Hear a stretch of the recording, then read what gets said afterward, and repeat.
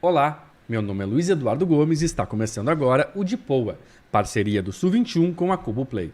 É daqui, é para todo mundo. O Dipoa é um programa de entrevistas que trata de temas que envolvem ou se relacionam com a cidade de Porto Alegre. Ao meu lado neste programa, mais uma vez, o meu colega de Sul 21, Luciano Veleda. Seja bem-vindo, Luciano. Obrigado, Luiz, mais uma vez pelo convite. E no programa desta semana, nós temos o prazer de receber a reitora da Universidade Federal de Ciências da Saúde de Porto Alegre, a UFSPA, a reitora Lúcia Pelanda. Formada em medicina pela URGS, a professora é especialista em pediatria e cardiologia e também atua na área de epidemiologia, tendo sido uma das principais referências sobre a pandemia de Covid-19 no Rio Grande do Sul. Reitora, muito obrigado por aceitar o convite, é uma honra te receber aqui no Dipoa. É um prazer estar aqui. E antes da gente começar essa entrevista com a reitora Lúcia Pelanda, eu queria convidar todos vocês que estão na audiência a seguirem as plataformas, as páginas, as redes sociais do Sul 21 e da Cubo Play. Também convido a todos a compartilharem esse programa com amigos, com familiares, em todos os grupos que puderem, se possível. Então a gente agradece esse compartilhamento que vocês possam fazer desse programa. Reitora, a gente teve, no dia que a gente grava o programa, essa sexta-feira, a gente teve uma notícia importante vinda da Organização Mundial da Saúde, né? Uma notícia que foi manchete em todos os jornais, em todos os sites, né? De que mudou a classificação da Covid-19, né? Que ela passa a não ser mais uma emergência de saúde pública de importância internacional, né? Esse que é o mais alto título de alerta da Organização Mundial de Saúde, né? Que havia sido declarado lá no final de janeiro de 2020, né? Desde então, né? Desde janeiro de 2020, a Covid deixou mais de 7 milhões de mortos, um número que a gente imagina que provavelmente seja subnotificado, né? Que o número de mortes tenha sido ainda maior, né? E essa que foi a mais grave pandemia do século XXI, né? Uma das mais graves desde o início do século passado.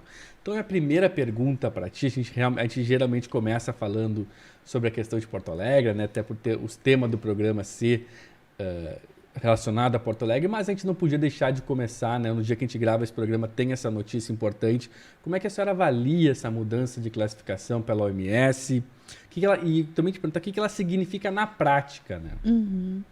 Bom, é uma boa notícia, claro, né? Significa que não tem mais aquela pressão que tinha sobre os sistemas de saúde, não está aumentando mundialmente, né? Foi quando a gente declara que é uma emergência, que significa que todo mundo tem que parar o que está fazendo e olhar para isso, né? A questão de controle de fronteiras, uma série de problemas que agora a gente fica um pouco mais tranquilo porque está mais sob controle. Agora, não quer dizer que a pandemia acabou, né? Não foi decretado o fim da pandemia, quer dizer que ainda tem o vírus em transmissão sustentada em vários lugares do mundo e que a gente ainda precisa cuidar. Não sei se vocês notaram, mas entre as pessoas que eu conheço tem muita gente com Covid essa semana, por exemplo, né? Voltou a gente a ouvir mais casos.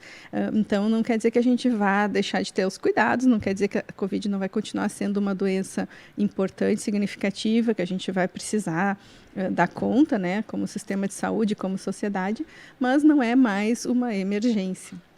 Agora, mas na prática, essa decisão da Organização Mundial da Saúde, qual o efeito dela nos países, no nosso caso, no Brasil, no Rio Grande do Sul? No Brasil já tinha sido decretado o final da emergência, né? Mas assim, na prática podem ser mais questões legais de controle de fronteira, exigência de vacinação, outras questões assim mais, vamos dizer, mais da questão burocrática legal, assim, mas na prática a gente tem que continuar os cuidados, a gente vai continuar com o atendimento, então é muito mais de definições de políticas públicas, mas na nossa vida prática eu acho que a gente não muda muito, né? Mais uma orientação mesmo. Na verdade, assim, o que mais me preocupa do ponto de vista é o ponto de vista da comunicação, né? Que é o com que vocês lidam. Agora não existe mais emergência, as pessoas imaginarem que não é mais um problema. É um problema grave, mas então acho que a gente tem que ter muito cuidado de como a gente vai comunicar isso, né? Eu acho que, inclusive, o fim de emergência é quase um sinônimo de fim da pandemia. Uhum. Eu até queria lhe perguntar, enfim, porque a pergunta que todo mundo se faz há muitos anos, e a pandemia completou 3 anos, é quando que a pandemia acaba? Então, essa questão da comunicação que tu citas, eu acho pertinente. é que as pessoas, é bem provável que essa informação chegue para muitos como o fim da pandemia. E até, né, Luciano, antes da resposta da reitora, até vi circulando no grupo de WhatsApp, claro que é quase uma referência anedótica, né? São poucas pessoas, mas é também aquilo que a gente convive, né? Muitas pessoas até emocionadas de dizer, sobrevivemos, vencemos essa pandemia, né? Não, eu acho que a gente tem razão de estar otimista porque, sim, né, nós sobrevivemos, muitas pessoas perderam, né, muita gente querida, muitas pessoas perderam a vida ou ficaram severamente afetadas, né, mas isso está tendendo a melhorar. Por quê? Por causa da vacina, principalmente, né? A vacina nos deixou mais fortes. E esses dias eu estava falando com um motorista de Uber, né, que era anti-vacina, disse que não tomou a vacina, e ele disse, agora o vírus está mais fraco, não preciso me preocupar, né? E eu queria dizer que não, o vírus não está mais fraco, a gente que ficou mais forte por causa da vacina. Então, quem está vacinado, obviamente, vai ter uma doença mais leve. Então, dessas pessoas que eu falei, que são conhecidas, que estão com Covid, todo mundo com uma doença leve, né, assim, fica mais tranquilo, mas ainda pessoas mais vulneráveis e principalmente aquelas pessoas que não se vacinaram podem ter doença grave, sim, assim como gripe, que para a maioria das pessoas é muito leve, mas alguma pessoa mais vulnerável ou que, né, pegou num momento ruim, a pessoa pode ter uma doença mais grave. Então não é que acabou o problema, né? Então acho que para quem trabalha com comunicação é bem importante a gente poder dizer isso. Vamos continuar cuidando e vamos continuar cuidando coletivamente. E eu queria reforçar esse ponto contigo, reitora, sobre a questão da vacina, né? Porque a gente sabe que muita gente, não é que seja contra a vacina, mas meio que acabou, ao longo do tempo, meio que desdenhando, de certa forma. Tomou a primeira dose, tomou a segunda. Não estou nem falando da galera que é contra a vacina, que é anti-vacina, que acha que não funciona. Estou falando das pessoas que tomaram a primeira dose, tomaram a segunda. Daqui a pouco já não estavam muito afim de tomar a terceira. Enfim, hoje a gente tem a vacina bivalente que está sendo expandida para, acho que não chegou ainda em Porto Alegre para a totalidade da população, né? Mas ela está sendo expandida nas últimas semanas. No momento que a gente grava, que o programa vai ao ar, talvez já esteja sendo oferecida para uma parcela mais ampla da população, né? Mas ela está aí, ela foi feita já com base nas variantes, né? Qual a importância, eu queria te perguntar isso, de continuar tomando as novas vacinas? É perigoso uma pessoa que tem daqui a pouco só 2 doses, aquelas 2 doses iniciais? Como é que está a situação para ela? Queria que o senhor falasse da importância de manter o quadro vacinal atualizado. Porque o que se descobriu, né? O vírus vai mudando muito rápido. Então, é claro que a vacina sempre vai conferir uma imunidade melhor do que não ter se vacinado, mas a atualização da vacina ajuda muito a pegar as novas variantes. Mesma coisa que a gripe. Todo ano a gente toma a vacina da gripe, não é exatamente a mesma coisa, mas assim, fazendo uma analogia, né? Todo ano a gente toma a vacina da gripe porque a gente vai vendo quais foram as cepas que circularam, né, no hemisfério norte, no inverno anterior, então a gente vai podendo se preparar melhor, ficar mais preparado. Então, toda vacina ajuda, mas se a gente pode ir atualizando, é melhor. O que tem se visto é que a imunidade relacionada à vacina da Covid vai diminuindo com o tempo, né? Então, é melhor a gente poder estar sempre atualizado. Claro, a gente entende, é uma vacina nova, tem muitas dúvidas, teve toda essa desinformação, né, que aconteceu, que eu acho que foi um saldo bem negativo assim, da pandemia, foi essa questão da desinformação. Mas eu acho que é importante reforçar as vacinas, né? Às vezes até a gente brinca, né? Na epidemiologia a gente diz que as vacinas são vítimas do próprio sucesso. O que acontece quando uma vacina é muito boa? A doença desaparece, as pessoas param de ter medo daquela doença, aí depois acaba não precisando mais, né, tanto daquela necessidade de vacinar. Quando a gente não tinha vacina, todo mundo estava desesperado para vacinar, né? Quando começou a ter uma cobertura vacinal maior, a doença começou a ficar menos grave, as pessoas deixam de ter aquela preocupação. O que aconteceu com o sarampo, aconteceu com a polio, aconteceu com todas as doenças que a vacina é muito efetiva, aí a pessoa nunca mais viu um caso de polio, ela não tem mais medo, né, da polio, como a gente tinha, por exemplo, quando eu era criança. Então, a vacina às vezes é vítima da sua própria eficácia, né? Agora, é possível imaginar que no caso da Covid, fazendo de novo o paralelo com a vacina da gripe, que é anual, a gente já é possível dizer que vai ser uma vacina que também vamos se vacinar anualmente ou ainda não? Essa não é a minha área, né, de especialidade. Acho que aí os imunologistas vão saber responder bem melhor. A gente ainda não sabe bem, assim, acho que vai depender muito de comportamento, se vai precisar ter uma vacinação de rotina. Aparentemente é o que está se configurando, né? Mas a gente já pensou um dia que a gente teria possibilidade de eliminar o vírus e não conseguimos, né? Então, eu acho que ainda precisa de um tempo para a gente avaliar isso. Talvez conversar com o pessoal assim, mais especialista em imunologia. Mas a tendência é que esse vírus permaneça na sociedade. Sim, agora sim, né? Não conseguimos eliminar e ele é muito esperto, né? Ele vai mudando, então eu acho que é muito provável que a gente vá conviver com ele mesmo, né? Heitora, a gente está claro nesse momento, a pandemia não acabou, enfim, a senhora explicou muito bem, mas a gente está num momento que eu acho que dá para a gente fazer algum balanço, né? Alguma avaliação desses 3 anos, como o Luciano disse, né? A gente já tem uma certa experiência com a Covid-19 e os efeitos que ela teve no mundo. E a gente vive, de certa forma, um momento pós-pandemia, certamente um momento pós-fechamento, né? Eu queria te perguntar, na sua avaliação, o que a gente aprendeu nesses 3 anos com essa pandemia para futuras doenças que a gente espera que não tenham o mesmo grau, né? A mesma força, mas que, enfim, a gente sabe que outras doenças de alcance global, enfim, vão acontecer. Uhum. Eu acho que a principal lição, eu sempre fico pensando, tem muitas lições, mas acho que a principal é a da interconexão. Como a nossa saúde está ligada com a saúde do planeta e como a nossa saúde está ligada com a saúde do próximo. Então, não existe eu estar bem enquanto existe uma pandemia, não existe eu estar bem enquanto o meu vizinho está doente e não existe eu estar bem enquanto o planeta está doente. Então, muito provavelmente a pandemia veio, né, de um desequilíbrio também ecológico, de animais silvestres terem mais contato com o ser humano por destruição do seu bioma natural e é bem possível que outras pandemias surjam daí também. Então, se a gente não cuida do planeta, a gente também está se descuidando da nossa saúde. Então, a primeira lição, eu acho que é a interconexão. E assim como foi possível fazer um esforço coletivo, tem coisas assim como a vacina ter sido desenvolvida muito rapidamente por um esforço coletivo dos cientistas em todo o mundo, assim, né, da ciência, ter sido muito eficaz. Então, também mostra que tem uma solução aí, que a solução é o esforço coletivo. Então, acho que o valor da ciência, nós aprendemos, né, o valor da colaboração, o valor de fazer um esforço. Se a gente tivesse realmente conseguido fazer esse esforço mundial ao mesmo tempo, a gente teria eliminado o vírus, é muito provável, eu acho, né? Essa era a nossa visão naquela época. E no Brasil, especialmente, eu acho bem importante a lição de que o SUS é fundamental, né? Se não fosse o SUS, teria sido uma tragédia muito maior do que foi, o quanto foi importante a gente ter um sistema único de saúde, né? E acho que também a questão de o quanto a desigualdade afeta, né, a saúde, quanto a informação, o acesso à informação é importante. Então, todas essas interconexões, então, no fim, tudo eu acho que dá para se resumir em como a gente está interconectado. E no sentido oposto, reitora, quais foram as oportunidades que nós tivemos de aprender e fracassamos e falhamos? A senhora já falou do problema das fake news.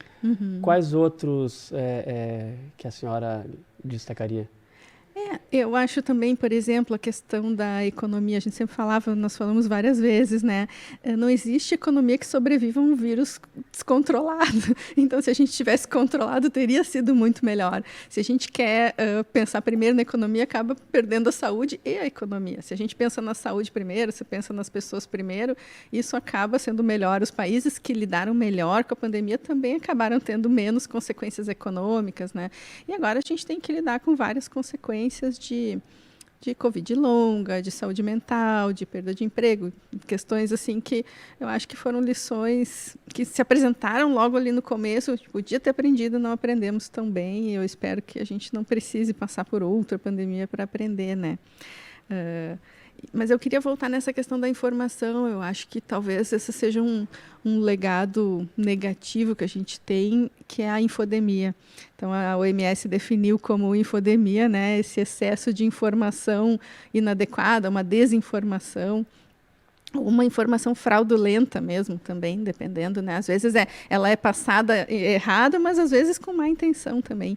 E isso vai afetar para além da pandemia, além da Covid-19, né? Já está afetando, por exemplo, a cobertura vacinal das doenças da infância, que é assim uma tragédia para o país se isso acontecer, é uma tragédia para o mundo se isso acontecer. Então, acho que é uma lição que a gente não aprendeu, que a gente precisa lidar. Reitora, nessa questão da infodemia, da informação, da ciência, né, no centro da imprensa, da mídia, né, a gente viu nesses últimos anos muitas, não vou dizer cientistas se transformarem em celebridades, mas em personalidades conhecidas, figuras carimbadas que apareciam na TV, na rádio, no próprio Sul 21, né? A gente conversou com vários especialistas diversas vezes. Então, muitos cientistas, pessoas que trabalham nas diversas áreas que têm alguma conexão com a pandemia, acabaram se tornando, digamos assim, figurinhas carimbadas, por um lado, e por outro lado, pessoas que tinham, digamos assim, pesquisas diferentes, com outros resultados, com resultados diferentes, por exemplo, defendendo a eficácia da cloroquina. Teve aquele cientista francês que aí sim virou quase uma celebridade global, né? Como é que a senhora viu essa questão da ciência mesmo, estar no centro da discussão, mas ao mesmo tempo trazer essas discussões do que é ciência válida, o que é ciência que não é tão, digamos assim, não que não seja válida, mas que não é corroborada pelos pares, né? Como é que a senhora viu essas discussões que antes eram feitas na academia, sempre foram feitas, né, da validade das pesquisas, mas isso acaba vindo para, digamos assim, para o grande público que não tem muita capacidade de discernir qual pesquisa é mais válida que a outra e acaba vendo, não, tem um estudo que diz isso, então deve ser válido, mas tem outros estudos que dizem o contrário, então muitas pessoas acabaram ficando perdidas. Acho que teve muito dessa questão da informação, da fake news, as pessoas serem direcionadas para acreditar em algo que não é correto, mas também tem muita confusão que acabou sendo que aconteceu porque as pessoas não têm, digamos assim, esse costume de entender o que é ciência, quais são os passos das pesquisas, como é que acontece o processo de validação, né? Como é que a senhora viu, primeiro, essa questão da ciência estar no centro, as discussões científicas estarem no centro da imprensa, que também estava nessa ânsia de procurar, o estudo diz isso, o que esse estudo diz, né? De certa forma um pouco afobada, né? De se agarrar na primeira informação e não dar o tempo da ciência, que não é o tempo do jornalismo, o jornalismo é um tempo do imediato, né? O tempo da ciência é aquele tempo que tem a divulgação, a validação, a contraprova, né? Como é que a senhora viu essa questão? Eu ensino metodologia científica, então eu ensino justamente isso, como ler criticamente um artigo científico, como é que se faz uma pesquisa, quando que ela é confiável, quando ela não é. E tem um estatístico do século passado que diz assim, que um dia, né, ele dizia, né, um dia ter habilidade de interpretar os dados estatísticos ia ser tão importante para o exercício da cidadania quanto saber ler e escrever. Esse estatístico chamava Wilkins, e depois ele foi citado pelo H.G. Wells, da Máquina do Tempo. Então, às vezes, tem gente que acha que essa frase é do H.G. Wells. E eu acho que é isso, chegou nesse momento em que a gente precisa entender de ciência para poder exercer a cidadania, né? Ela é tão importante quanto saber ler e escrever. E na academia, eu acho que tem uma questão de linguagem. A gente não estava tão acostumado a lidar, né, com o público. Tem muita gente boa agora fazendo isso muito bem, mas o cientista sempre vai ser muito mais cuidadoso. A gente muda de opinião toda hora. Sempre que surgem novas evidências, a gente vai mudar de opinião. O que também dificulta um pouco o entendimento das pessoas, né? A gente sempre vai dizer, bom, é provável. Como eu te disse, eu não disse que vai acabar a pandemia ou vai continuar com certeza, né? Eu disse, é provável, é bem possível. É assim que a gente trabalha, porque a gente nunca vai ter um grau 100% de certeza, a gente trabalha para diminuir as incertezas.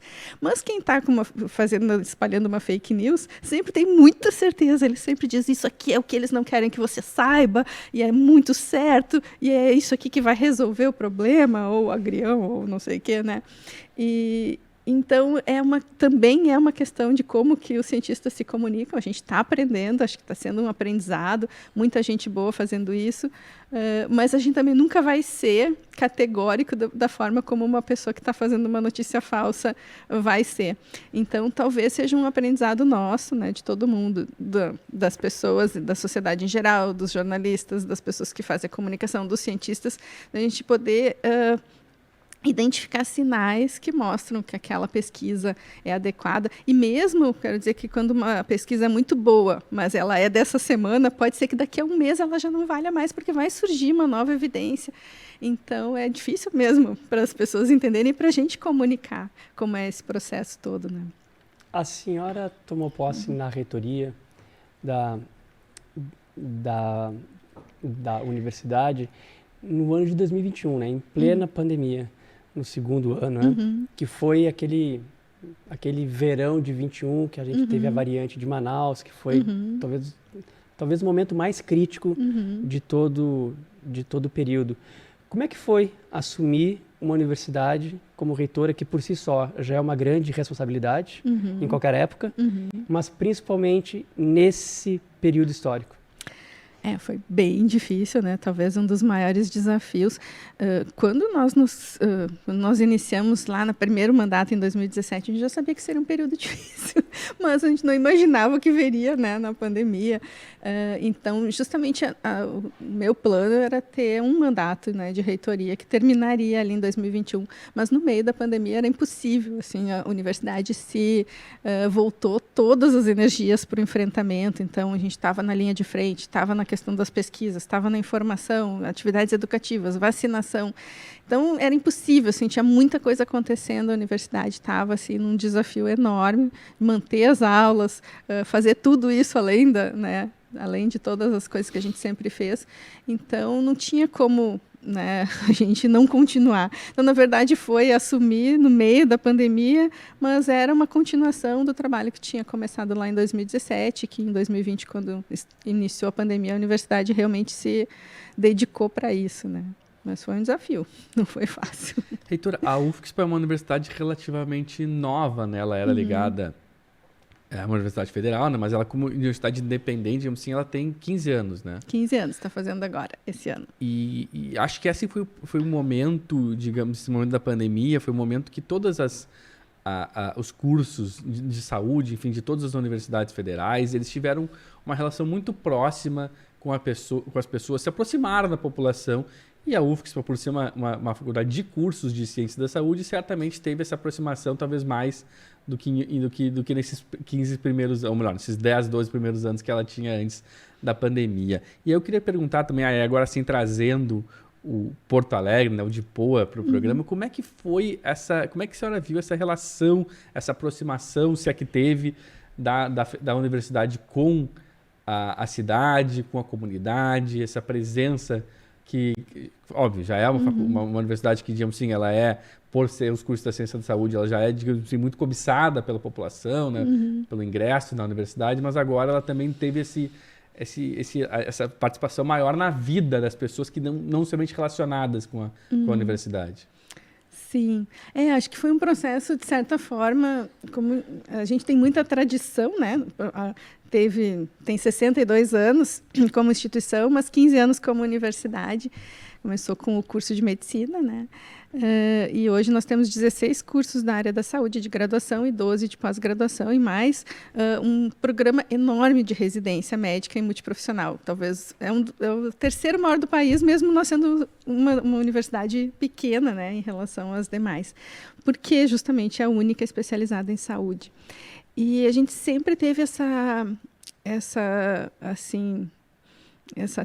vontade de colaborar com a sociedade na qual nós estamos inseridos. Nós fazemos parte da sociedade e a gente sempre se voltou, né, para a sociedade. Tanto que o ano passado nós ganhamos um prêmio que nos orgulhou muito, que é o de produção científica mais citada em políticas públicas. Foi um prêmio Elsevier Capes, nós e a Fiocruz ganhamos esse prêmio, porque justamente muito da produção científica que é feita na UFSC, muitas das pesquisas, são úteis para políticas públicas. Quando começou a pandemia, a gente juntou todo mundo, né, todos os coordenadores de curso, todo mundo, e pensamos como é que a gente pode ajudar a cidade, como é que a gente pode ajudar o Estado. Imediatamente, naquela época, o governador Eduardo Leite nos convidou para fazer parte do comitê científico, e mais tarde nós também entramos no comitê de enfrentamento de Porto Alegre, né. E já começamos todas as ações e como que a gente podia contribuir. Nossa presença principalmente nos serviços de saúde de atenção primária é na Zona Norte, no Eixo Baltazar, e na Santa Casa, né, no hospital no HPV e no Instituto de Cardiologia, mas temos mais de 42 lugares onde os nossos estudantes estão. Então, a gente sempre tem essa vontade assim muito grande de contribuir, né, de estar em diálogo permanente com a sociedade, o que a sociedade está precisando de nós. E uma das coisas que nós vimos que as pessoas estavam precisando muito era de informação.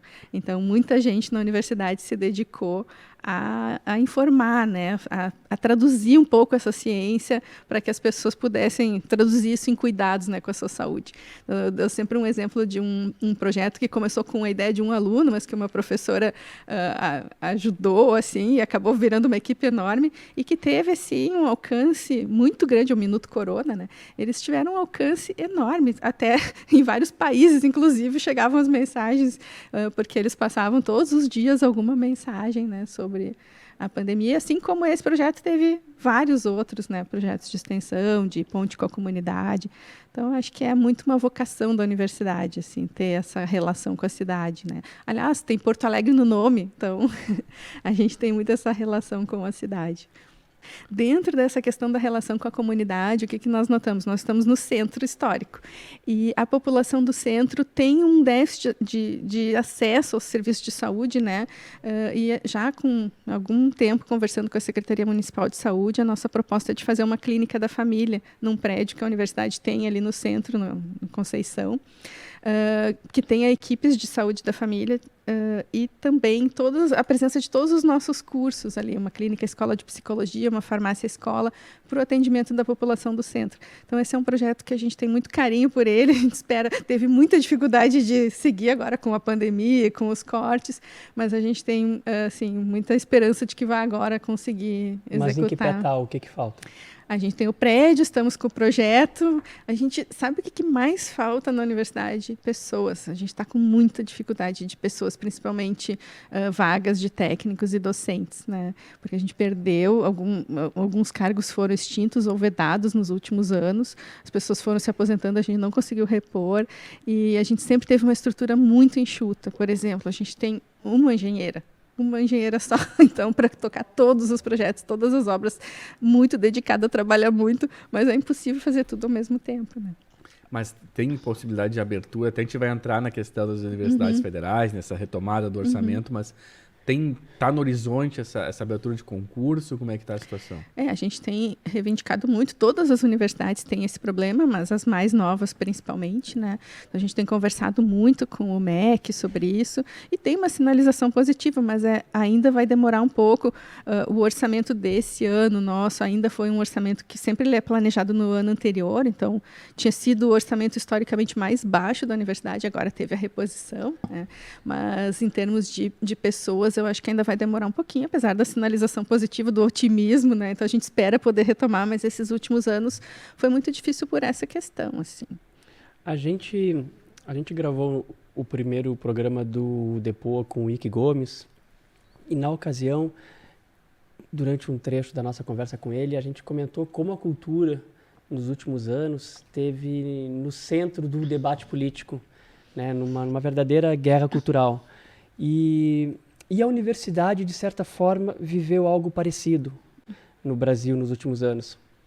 E a senhora acabou de dizer que a produção científica da universidade se mostrou muito relevante para quem não conhecia, para quem não conseguia visualizar o que a universidade faz durante o período da pandemia agora.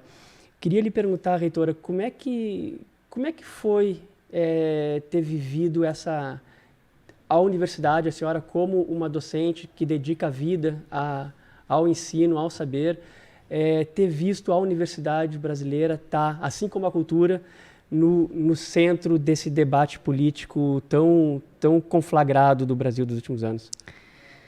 Vou dizer que, pessoalmente, assim, foi muito difícil, foi um momento assim de muita tensão, de muita luta, de muita, né, de muita defesa, de necessidade de defesa da universidade.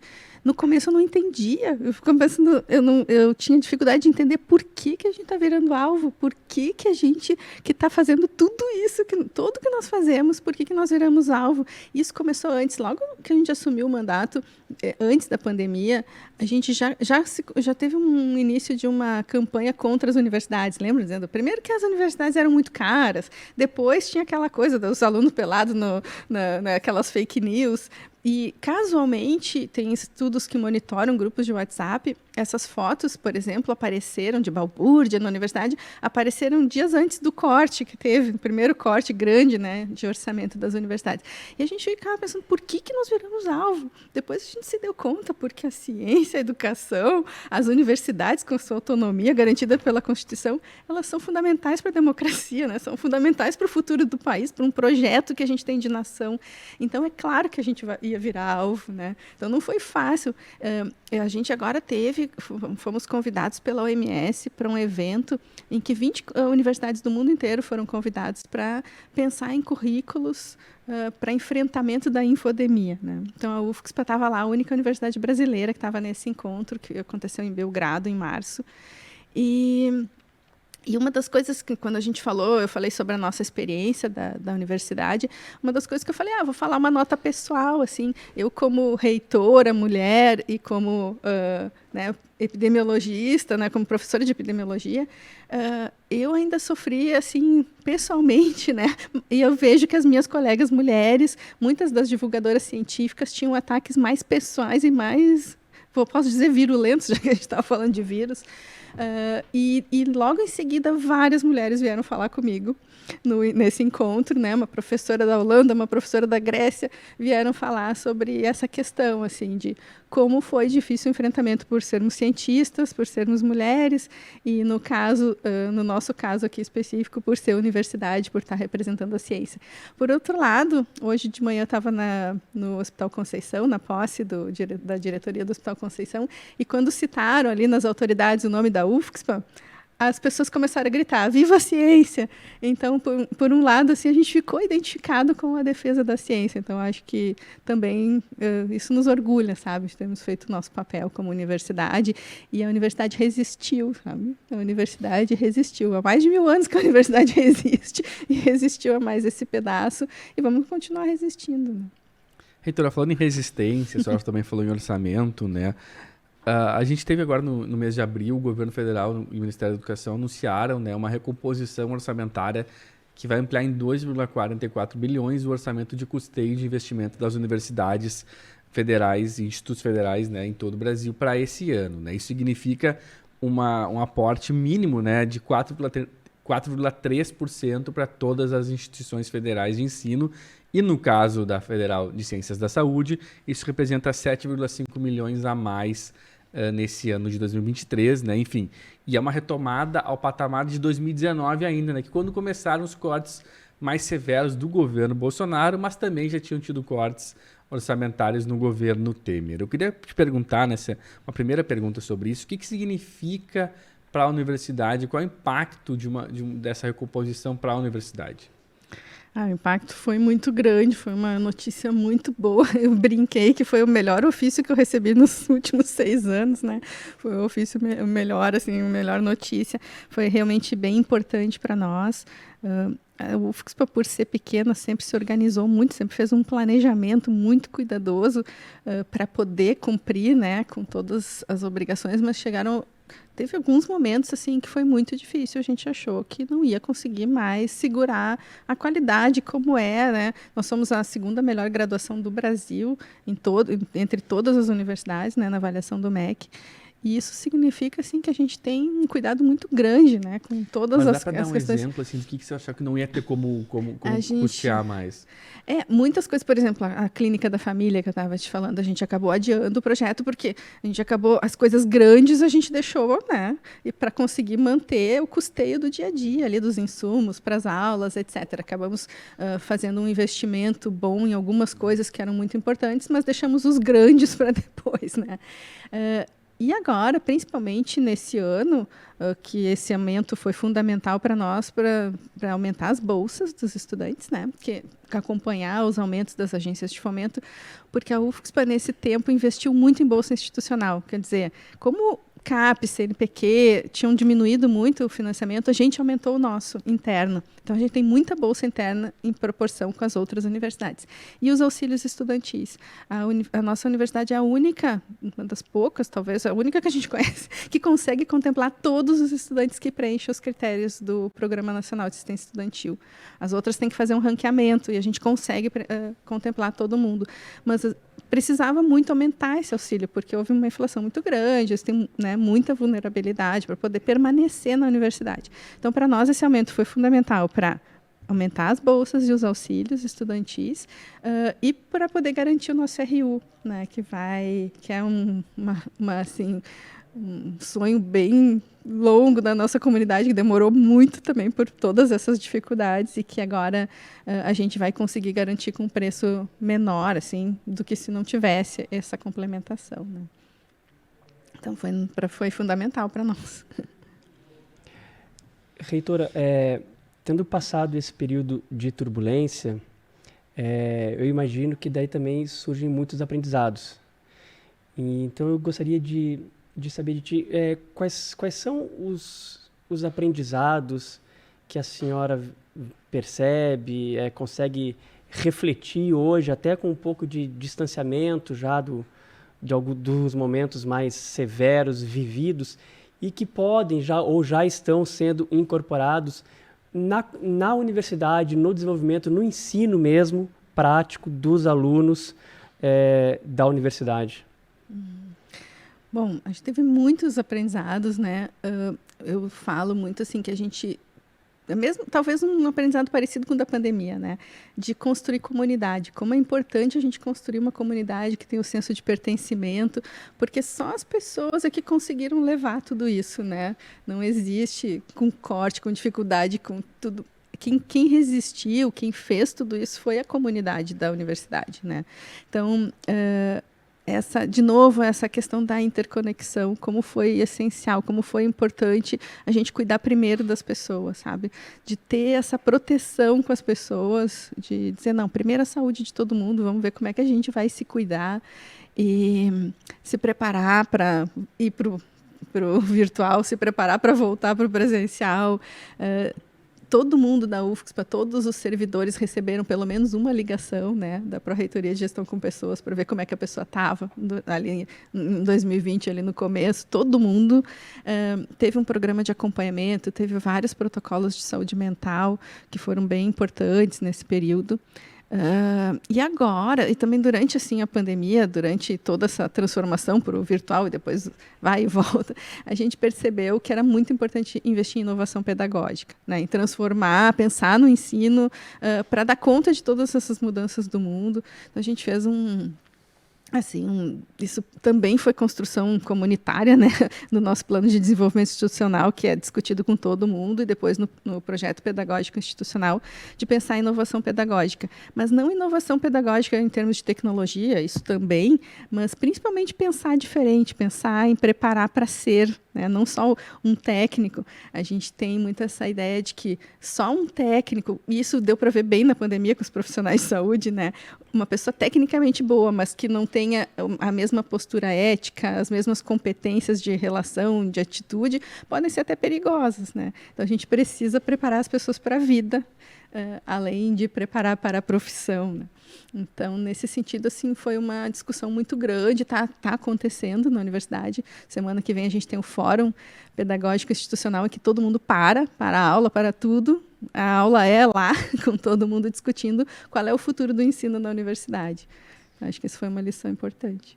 E eu vou te fazer essa pergunta, então, reitora. Qual que é o futuro do ensino na universidade? Essa universidade pós-pandemia, essa universidade mais virtual, né? Uhum. A gente até um assunto nada a ver, mas que tem relação. Eu estava conversando com o pessoal da IPTC, né? Enfim, da questão do transporte escolar, né? E eles estavam conversando, que diminuiu o número de pessoas cadastradas no transporte escolar em 77%, a matéria que a gente deu no Sul 21, mas também, segundo a IPTC, passa porque muitas pessoas passaram para o ambiente virtual, não tem mais aquela aula presencial, né? Enfim, claro que no caso da Universidade de Ciências da Saúde tem muito mais aula prática do que, por exemplo, numa universidade de programação. Não estou desmerecendo a aula prática presencial no curso de Engenharia da Informação, mas eu digo assim, é mais fácil, né?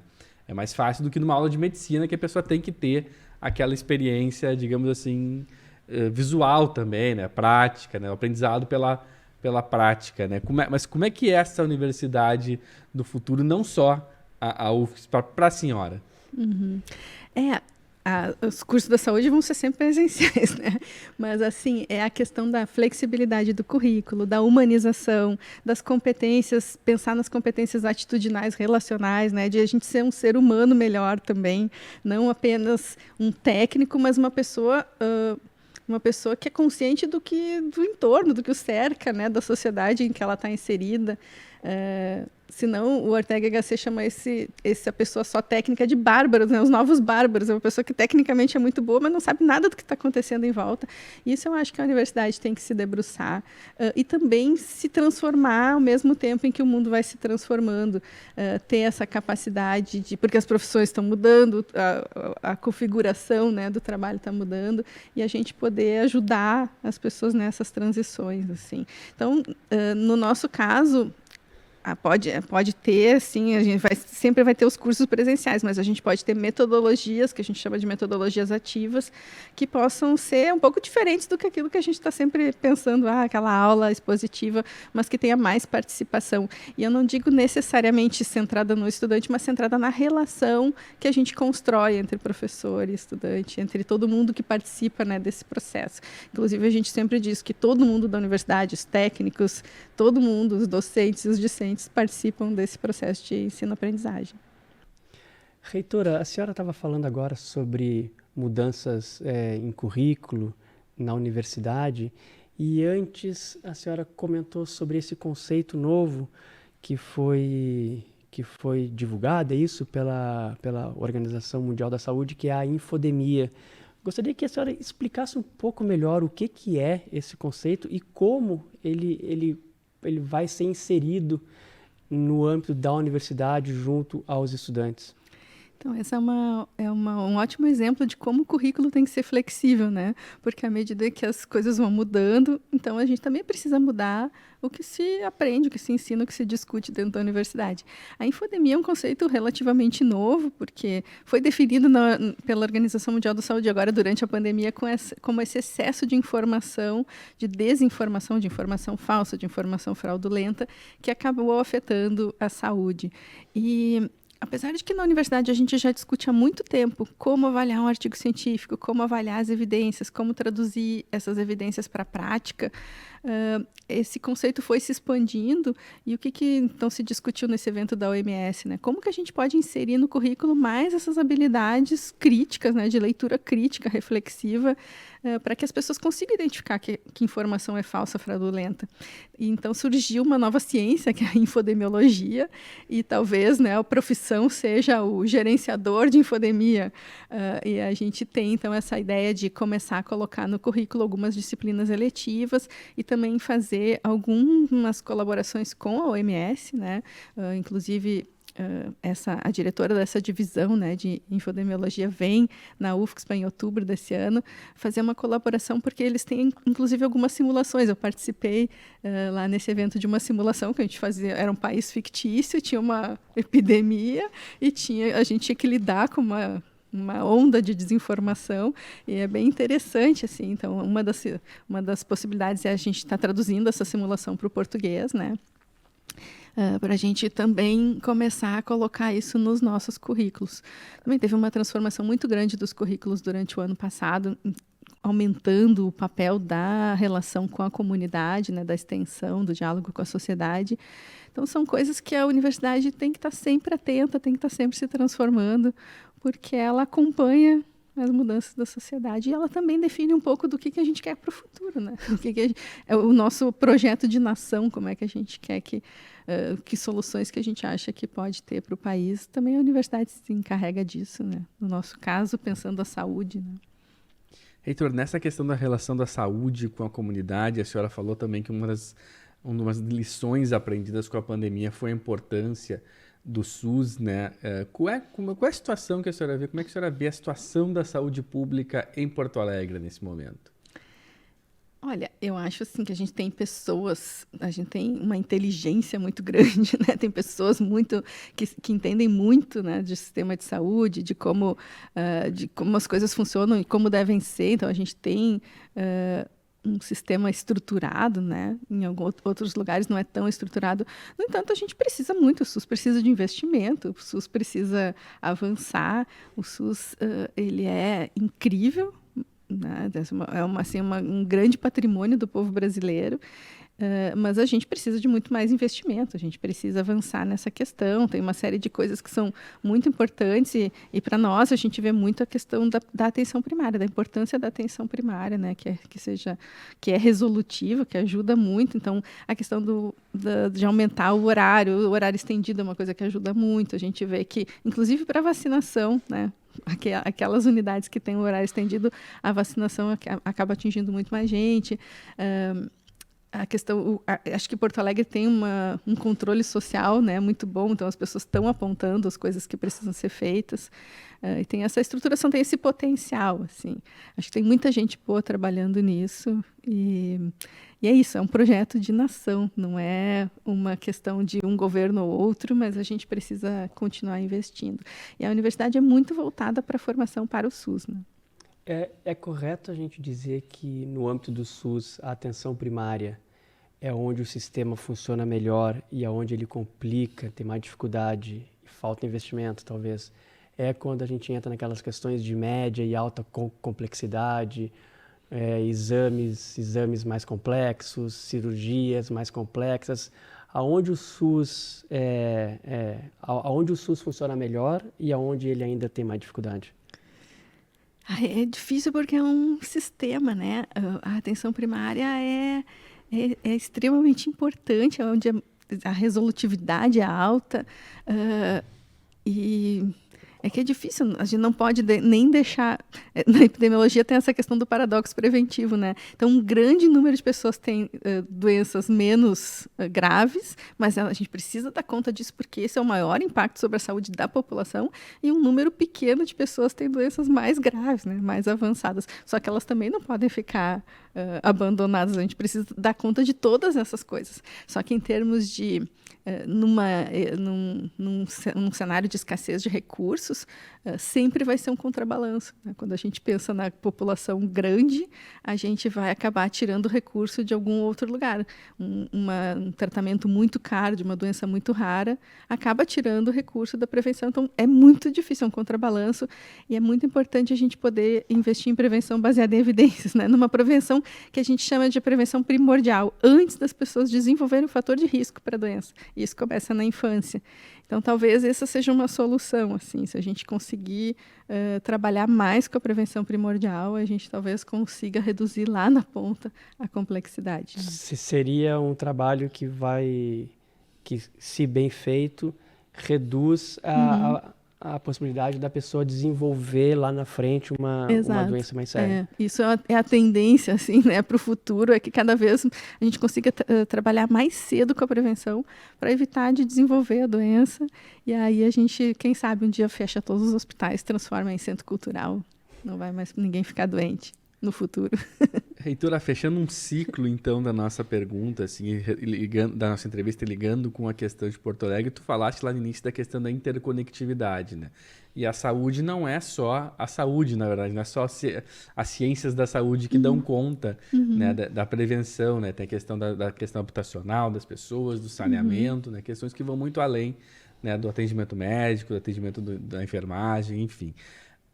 Quais que a senhora vê que são as principais carências da cidade em si, nesse sentido, que dificultam a cidade ter uma saúde melhor? A gente sabe que questões habitacionais tem vilas em Porto Alegre hoje que infelizmente ainda vivem cercadas por valões, casas até mesmo dentro de valões, né, que é uma condição sanitária muito precária, né, mas enfim... temos questões até questões anedóticas, mas que não são tão anedóticas assim, que são preocupantes, como o escorpião amarelo, questões que surgem um pouco dessa falta de atenção da cidade com o saneamento, com a invasão a habitats animais, né? Enfim, tu acaba criando problemas que são da cidade, que acabam vão vindo respingar na saúde, né? O senhor consegue apontar, digamos assim, essas questões da cidade, um pouquinho para além do atendimento do dia a dia médico, que acabam prejudicando a saúde coletiva da população? De certa forma, a gente vai, em todos os níveis, a gente vai observando a mesma questão, né, da interconexão, assim como a gente falou das florestas e tal, e os novos patógenos surgindo por causa disso.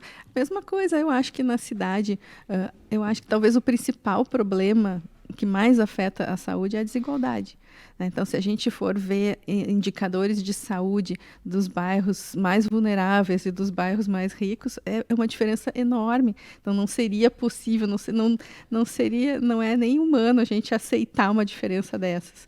Então, desigualdade faz muito mal para a saúde. E, de novo, a gente está interconectado, né? Se surge uma nova pandemia, as pessoas mais vulneráveis sempre tendem a sofrer muito mais, mas isso afeta a cidade inteira, afeta a economia da cidade, afeta tudo, por isso que é um problema da sociedade inteira, não é um problema só da área da saúde, não é um problema só do governo, não é um problema só de quem, né, de um determinado grupo, é um problema que a gente tem que dar conta como sociedade mesmo. Então, acho que talvez eu colocaria como principal a questão da desigualdade, acho que a questão do ambiente, a gente já comentou, né, cada vez mais assim, a exploração imobiliária. Então, ter um cuidado para manter os espaços, né, verdes, os espaços, isso é bem importante também para a nossa saúde, né? Embora a gente saiba que também tem toda essa questão global que a gente começou lá. Então, em todos os níveis, a gente vai, desde do local até o global, a gente vai observando os mesmos fenômenos e sempre eles vão estar afetando a nossa saúde, né? Reitor, eu queria te agradecer muito por participar do nosso programa. Não sei se a senhora teria um recado final para a audiência, enfim, relacionado à pandemia, às universidades. Um recado final que a senhora queira deixar. Bom, agora que eu me dei conta que nós somos todos trio de luz aqui, né? Luiz, Luciano e Lúcia. Dizer que foi um prazer, estou sempre à disposição. E falar um pouco do papel da universidade, assim, para definir soluções para o país, o quanto a universidade faz muito mais do que formar as pessoas que vão construir o futuro, que é extremamente importante, mas a universidade faz pesquisa, praticamente toda a pesquisa do país é feita pelas instituições públicas, e a universidade faz extensão, a universidade faz inovação. Então, que é muito mais, né? Que a gente precisa muito que a sociedade nos defenda para a gente poder continuar fazendo esse trabalho. Muito obrigado, reitora. Muito obrigado, Luciano, pela co-participação, co-apresentação. Obrigado, Luiz, mais uma vez. E o nosso obrigado especial é para você que esteve na audiência do DIPOB. Eu convido mais uma vez a compartilharem esse programa nos seus grupos de WhatsApp, grupos de Facebook, enfim, grupos de redes sociais, e a curtir e seguir o Sul 21 e a Cubo Play em todas as plataformas. Um abraço a todos e até o próximo programa.